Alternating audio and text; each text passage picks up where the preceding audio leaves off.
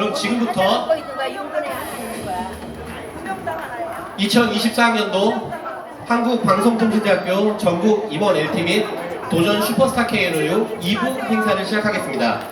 2부 행사는 저희 국립한국방송통신학교 경기지역대학장님이신 박영민 학장님께서 좋은 말씀으로 2부 행사에 문을 열도록 하겠습니다. 박영민 학장님 입장하실 때 큰 박수 부탁드리겠습니다.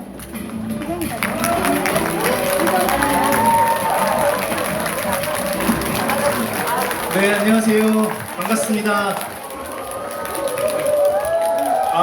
소개받은 경기지역대학 학장 박영민입니다. 네, 오늘 이렇게 좋은 자리에 불러주셔가지고 감사하고요.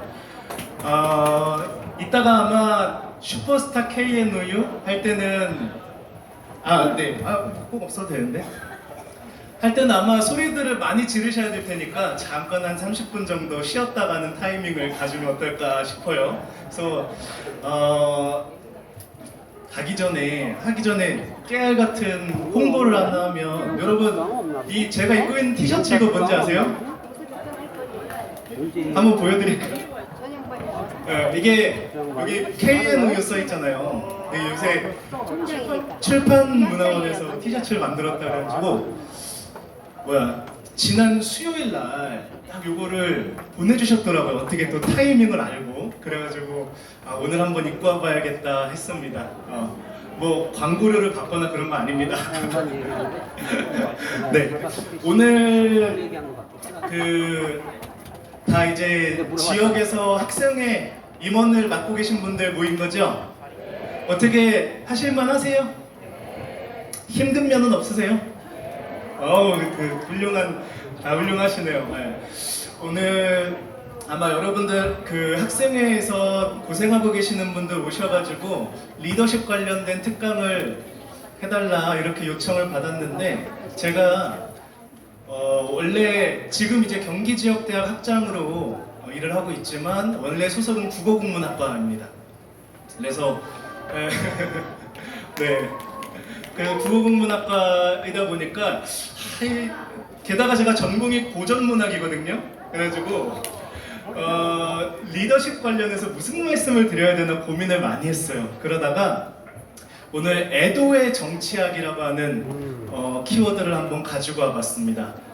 이건 애도의 정치학은 제가 만든 말은 아니고 우리 서울대 김대중 교수께서 만든 말인데, 우리 회장님들한테 한번 혹은 임원분들한테 한번 말씀을 드려보면 어떨까 싶어가지고 한번 가지고 와봤고요. 여러분들 다산정약용 다들 아시죠? 좋아하시는 분들 많죠? 이 다산정약용 선생이 쓴 글을 한번 읽어보려고 해요. 자, 한 페이지만 넘겨주시겠어요?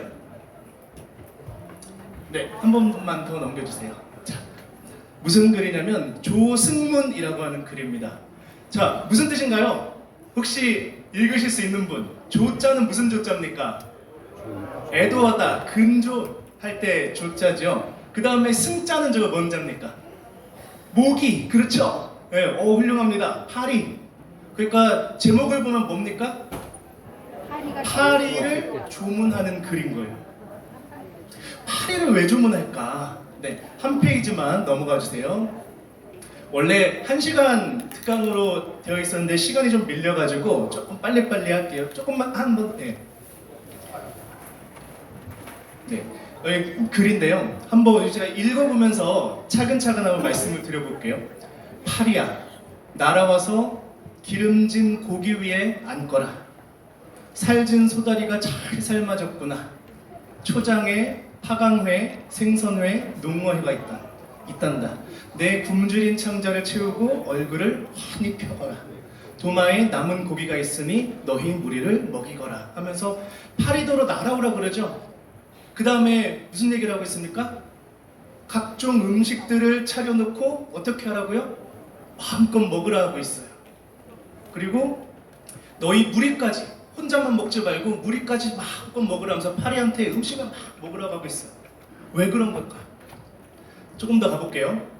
내 시신을 보니 이리저리 높이 쌓였는데 옷도 입히지 않고 거적으로 쌌더구나 했어요. 이게 언제 지어진 글이냐면요, 1810년에 강진에서 파리떼가 들끓었던 사건이 있습니다. 근데 혹시 1809년에 무슨 일이 있었는지 아시는 분 계세요? 조선에서? 아시는 분이세요? 1809년에 무슨 일이 있어요? 이 글이 쓰여지기 1년 전인데요. 큰 가뭄이 들었어요. 음력 6월. 그러니까 지금 시점, 지금 비 많이 오잖아요. 그런데 지금 무렵까지도 비가 안 오는 거예요.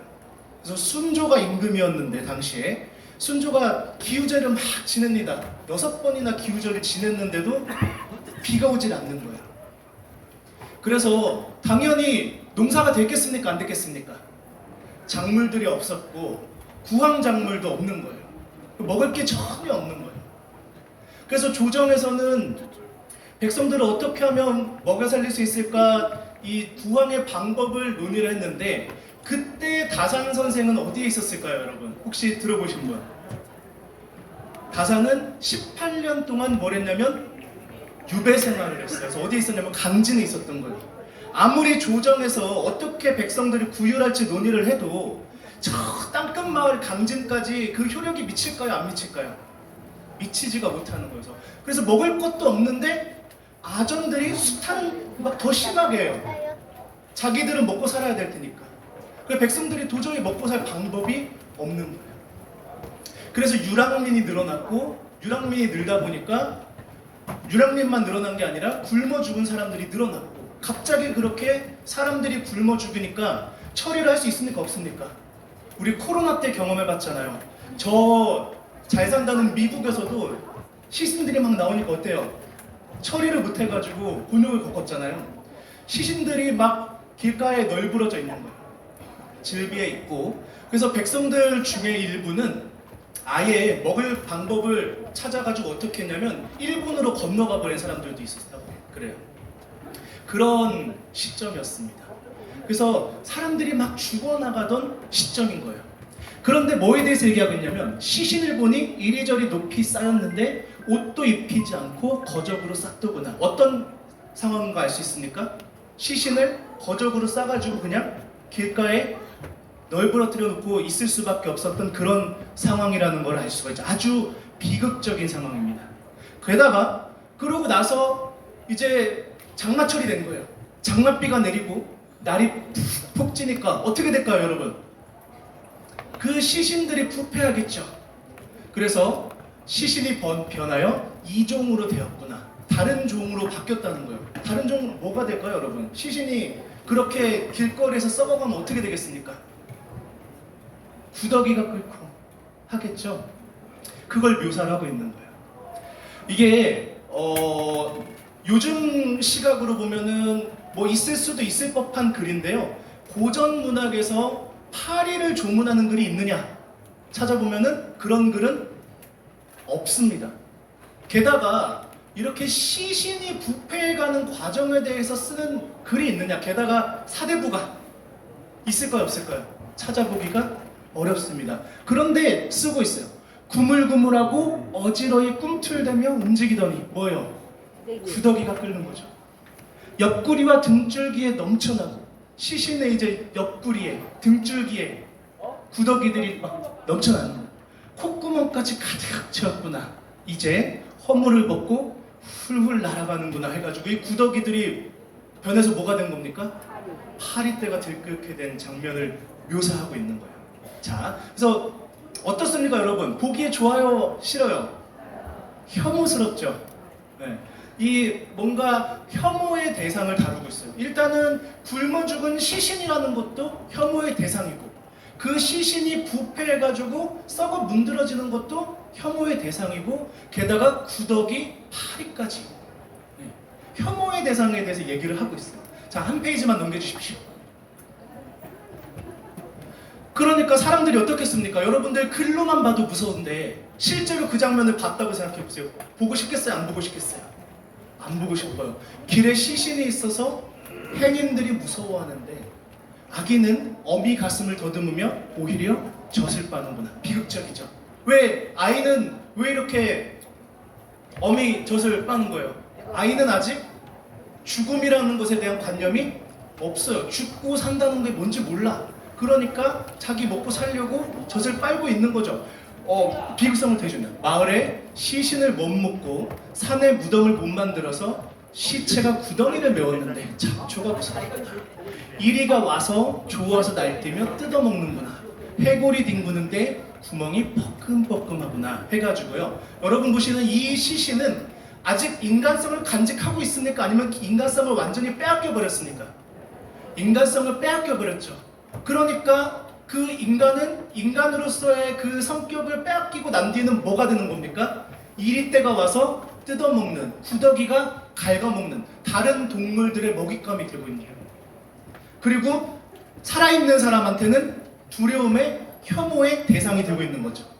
너는 이미 성충이 되어서 나라가 껍데기만 남았구나 하면서 그 과정을 묘사했습니다. 왜 이런 걸 묘사했느냐? 한 페이지만 넘겨주세요. 경호년에 이제 이유가 나옵니다. 경호년 여름에 아까 1809년에 가뭄이 들었다 그랬잖아요. 그 여파가 1810년으로 넘어온 거예요. 여름에 파리떼가 들끓는 거예요. 집안에 가득하더니 금세 번식해서 산과 고를 뒤덮었다.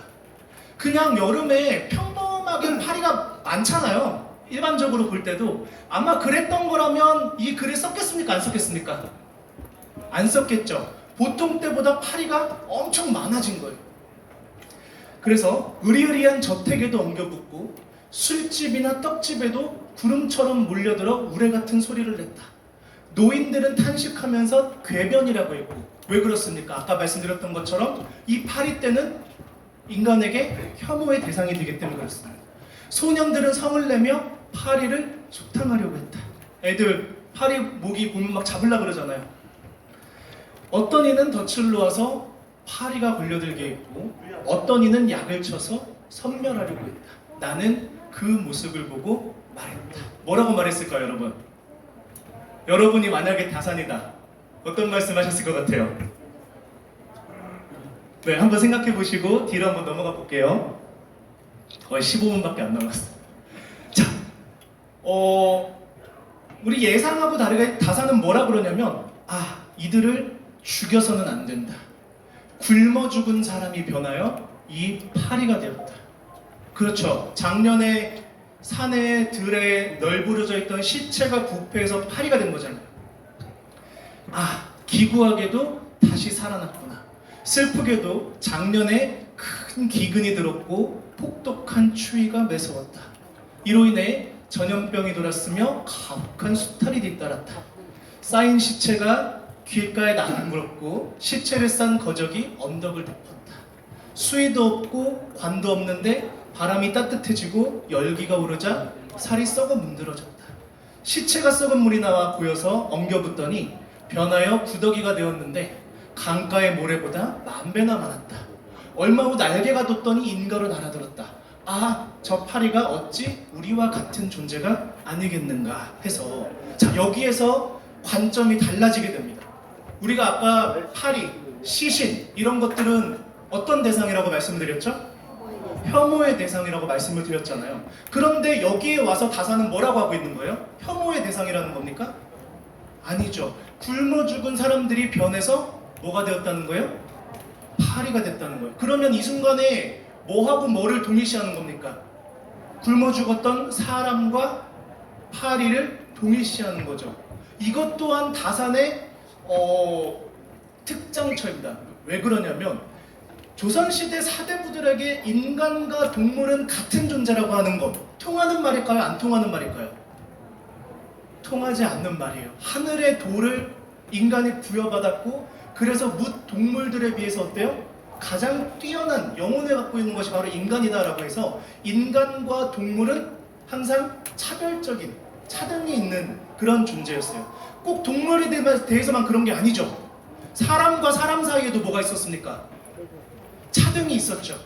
그런데 그렇게 차등을 짓는 것이 당연한 시대였는데 다산은 그 차등을 거부하고 있는 거예요. 그러면서 인간과 동물도 별반 다르지 않은 존재일 수 있다는 얘기를 하고 있는 겁니다. 그래서 너희 삶을 생각하면 눈물이 줄줄 흐른다. 이에 음식을 마련해 멀리 있는 파리도 불러 모으는 바이니 너희는 서로 기별하여 함께 와서 이 음식을 먹어라 했어요. 이제 여러분 파리를 왜 조문하는지 이해되셨죠? 그래서 그 굶어 죽은 사람들이 변해서 파리가 됐고 그 파리들은 사실은 그 전에 사람이었던 존재들이었기 때문에 마음을 담아서 이 사람들을 위해서 제사를 지내고 있는 거예요. 제사상을 차려놓은 거죠. 한 페이지만 넘겨주십시오. 파리야. 그래서 음식을 차려놓고 아까 먹으라 했던 거야. 뭐가 있었죠? 회도 있었고 막 그런 음식들을 차려놓고 먹으라고 하는 거예요. 요거는 이제 건너뛴 건데요. 그러면서 뭐라고 하냐면요. 파리야 날아와서 환혼하지 말아라 했어요. 환혼이라는 게 뭘까요? 요즘 드라마 많이 보신 분들은 알 텐데 혼이 바뀌는 거예요. 혼이 바뀐다는 거 무슨 얘기일까요? 다시 환생해가지고 사람이 되지 말아라는 거예요. 왜 그랬을까요? 다시 사람으로 태어나지 말란 얘기입니다. 왜 그랬을까요? 그대 지각이 없어 영원토록 아무것도 모르는 것을 축하한다. 차라리 사람으로 다시 태어나가지고 이 세상사에 대해서 알게 되는 것보다 차라리 죽어서 모르는 게 더 나을 수도 있다는 거야. 왜 그러냐? 6월이면 조세를 독촉해서 아전이 문을 두드리는, 작년에 가뭄이 들었으니까 백성들을 보살펴줘도 될 법한데 여전히 세금을 거두어가느라고 성화해요. 그 소리가 사자의 포효 소리 같아서 산천을 뒤흔든다. 가마솥도 빼앗아가고 송아지와 돼지도 끌고 가는구나. 집안에 뭐 살림살이 중에서 쓸만한 게 있으면 다 빼앗아 간다는 거예요. 차라리 그런 참상을 볼지언정 죽어서 아무것도 모르는 게 낫다고 이야기하고 있는 거죠. 이해되시죠? 그래서 그것도 부족하여 관하로 끌고 가서 곤장을 치는데 매를 맞고 돌아오면 기진맥진해서 연병에 걸린다. 풀처럼 짓밟히고 물고기처럼 두드려져 원통하고 괴롭지만 천지사방 어디에도 하소연할 데가 없구나. 백성이 모두 죽어가도 슬퍼할 수가 없구나. 어진이는 움츠려 있고 소인배가 날뛰니 봉황은 입을 다물고 까마지만 우짖는구나 해서 이제 약간 감정이 달라지고 있습니다. 처음에 어떤 감정이었냐면 혐오의 감정이었는데요. 지금 감정은 여러분 뭐 같습니까? 화가 났죠. 분노의 감정으로 바뀌고 있어요. 왜 그렇죠? 이런 논의들이 있었습니다. 가뭄이 일어나가지고 죽는 것은 천재지변인가 아니면 인사인가? 그런데 물론 가뭄 때문에 죽을 수밖에 없는 것은 어찌할 수 없는 일이지만 탐관오리들이 백성을 더 죽음으로 내모는 면도 있다는 거예요. 그래서 그런 아전들, 정치에 대해서 분노를 하고 있는 거죠. 한 페이지만 넘겨주세요. 이게 저렇게 탐관오리들이 백성들 집을 돌아다니면서 이 쌀이며 살림살이며 이런 것들을 뺏어가는 것을 검독이라고 했어요. 검은 검찰할 때 검자고요. 독은 감독할 때 독자인데 세금을 내기 위해서 온 집안을 샅샅이 흩어보면서 다닌다는 거예요. 자, 넘어가 주세요. 그래서 자, 이제 그 분노가 더 구체화가 됩니다. 파리야 날아서 바다로 들어가지 말아라. 여의고 헬쓱한 사람을 엄격히 가리는데 서리가 붓을 잡고 자세히 관찰한다. 빽빽하게 모여든 사람들 가운데서 행여 한번 뽑힌다고 해도 물처럼 멀건 죽을 겨우 한번 얻어마실 뿐이다. 관하로 가도 먹고 살 방법이 있다는 거예요? 없다는 거예요? 없다는 거예요. 딱히 구제책을 마련해주지 않는다는 거예요. 아무리 풍성한 음식이 있어도 그대에는 먹을 수가 없다라고 하면서 음식 자체가 없어서 못 구하는 게 아니에요. 아전들과 지방의 수령들이 자기 배를 불리느라고 백성들한테는 나눠주질 않고 있는 거죠. 넘어가 주세요. 자, 일단은 우리 파리를 조문하는 글은 끝났는데요. 마무리를 좀 해보려고 하는데 여러분 지금 보신 것처럼 혐오에서 분노로 넘어가고 있는데 이 글을 여러분 왜 지었을까요? 왜 지었을까요? 왜 지었을까요? 한번 생각해 보시는데 제가 시간이 없으니까 빨리 답을 드리면 사실 이 다산 선생은요 따지는 걸 되게 좋아했던 사람이에요. 따지기를 잘했던 사람이에요. 그래서 전론이라고 하는데 보면요 한 페이지 더 넘겨주세요. 백성의 생성을 균등하게 해서 다 함께 잘 살도록 하는 자가 진정한 임금이자 국민관이고 그렇게 하지 못하는 자는 그 책임을 져버린 사람이다. 우리나라의 토지는 80만 결이고 백성은 대략 800만 명이다. 한 집에 식구가 10명씩 있다고 가정하면 한 집이 토지 한 개를 얻어야만 그 생산이 균등해진다 이랬어요. 자, 넘어가 주세요.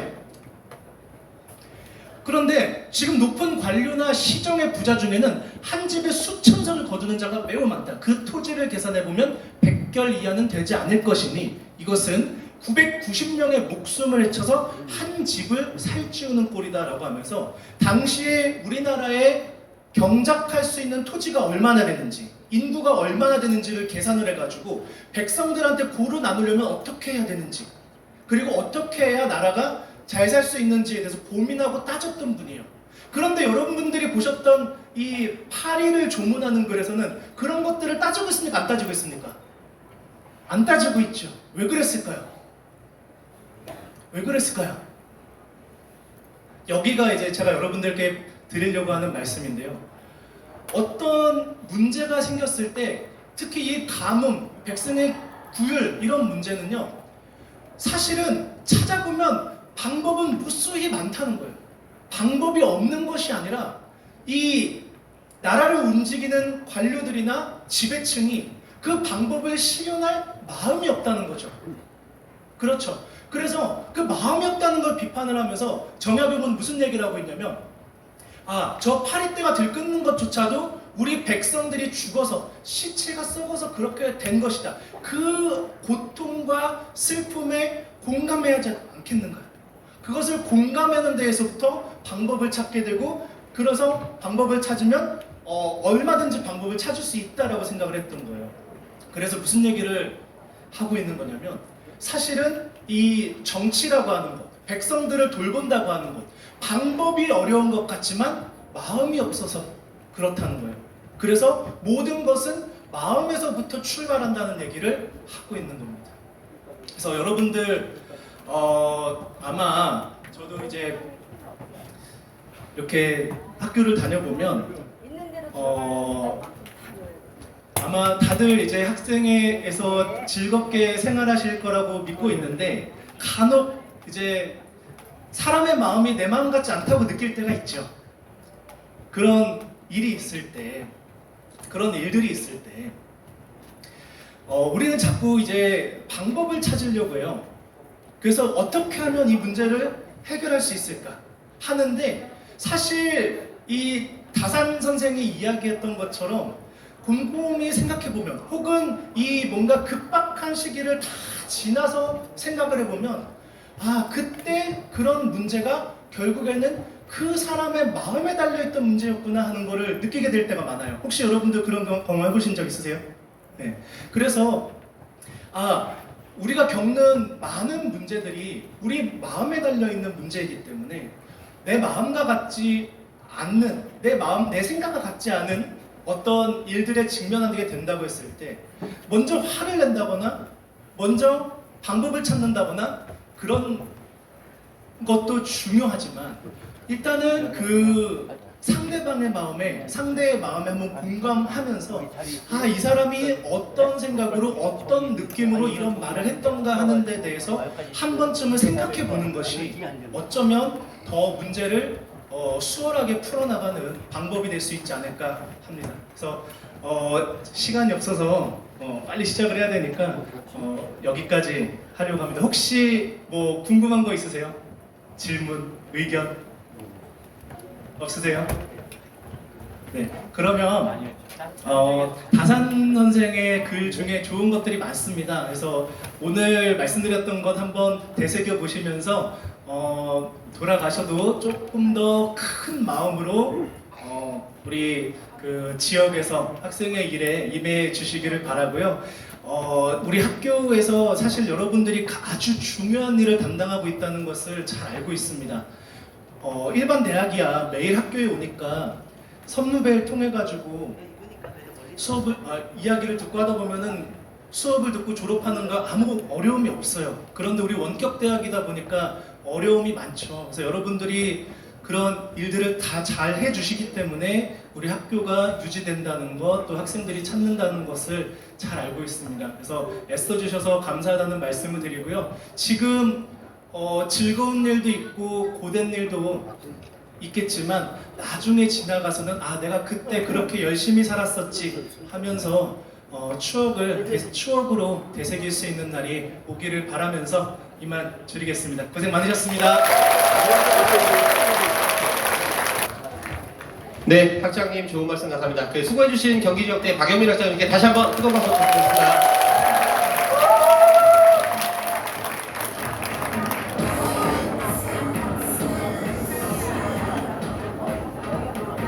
네, 지역대 회장들께서는 나가셔가지고 밖에 계세요.